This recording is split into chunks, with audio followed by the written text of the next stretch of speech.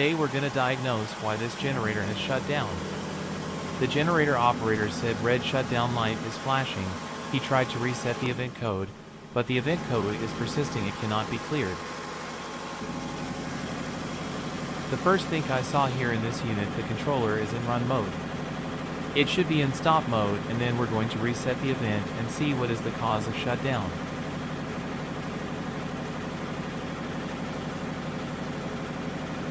Waiting a few seconds, it is going to display.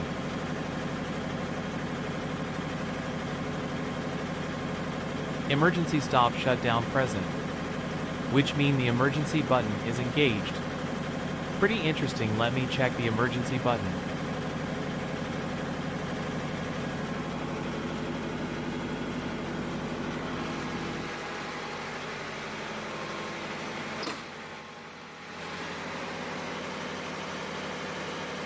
This one is not engaged. I'm going to double check the other one. This one at the controller.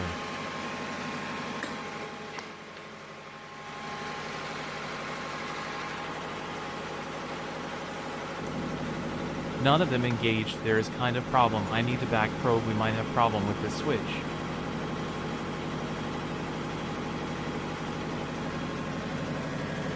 Let me try again. It might work.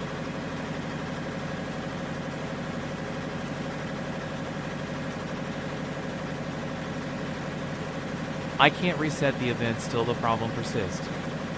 Now I'm going to open the panel door. We'll see what is the cause.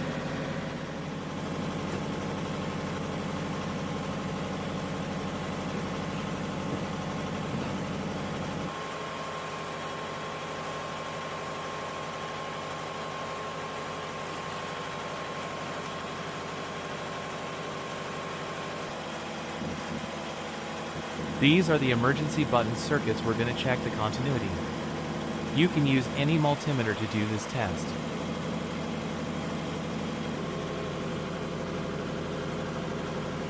We are going to select the continuity mode of the multimeter. Always before doing a continuity test, first test your multimeter, make sure it is functioning well. I hope you hear the beep sound. There is a generator running next to me.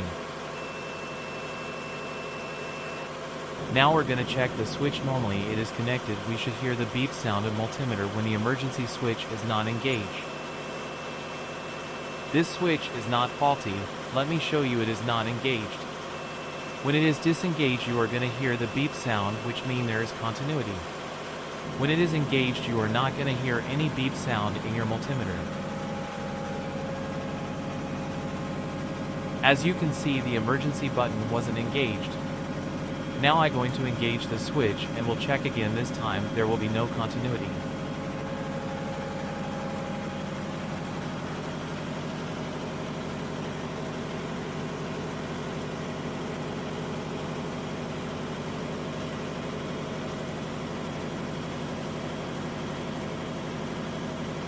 No beep sound, no continuity. I'd like to test my multimeter every time to make sure it is functioning. Now we're going to check the other emergency button too. If we couldn't find any fault with the switches, which means there is an open circuit or the emergency button circuit is corroded somewhere. Before we check the other switch, make sure disengage this one. Now we're going to back probe the switch. We need to open the back panel in order to access the circuits.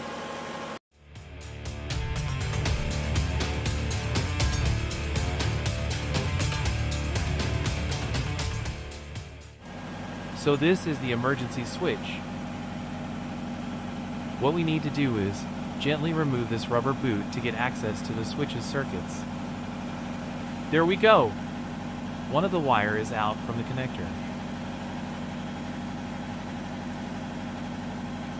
It is not corroded. As you can see, this is the lower fork terminal. It should be out due to the engine vibration. Let me plug it and reset the event.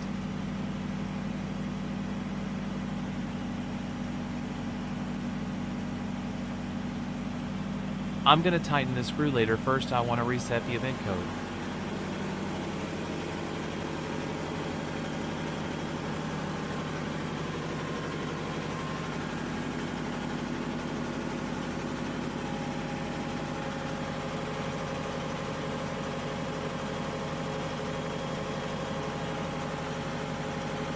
Easy peasy lemon squeezy. So I reset the event. Now I'm gonna get my screwdriver to tighten the connector.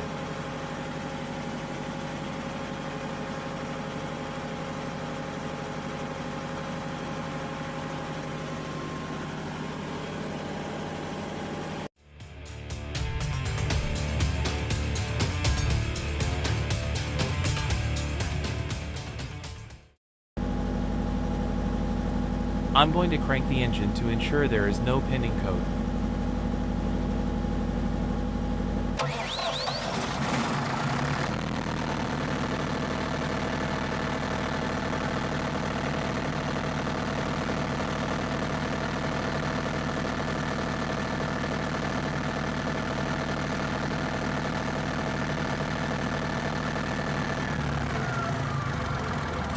If you like the video, please thumbs up and don't forget to subscribe the channel.